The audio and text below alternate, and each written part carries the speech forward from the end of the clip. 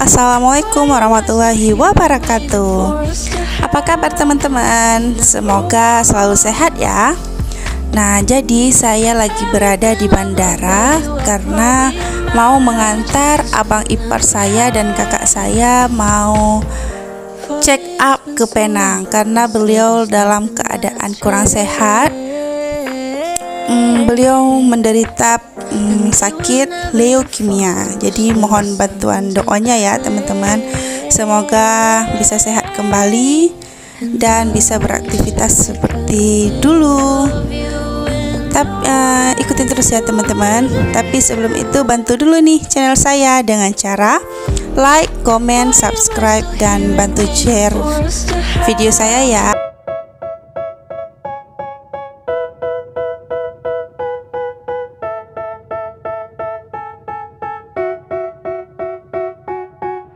They tell me that I'm never gonna make it. They want me to do something that could make sense. They hate when I keep dreaming I'll be famous, but I don't give a fuck, I'ma keep chasing. I got all this potential that's deep inside of me, but they hate when you're successful cause they try to be. They sit there being judgmental because you're trying things, and they just want you to settle and do the right thing. So get a good job, don't slack off. Wake up every morning, make a good impression on your boss. Don't do anything that I wouldn't do, and when you're making money, I'm still here and waiting for us to.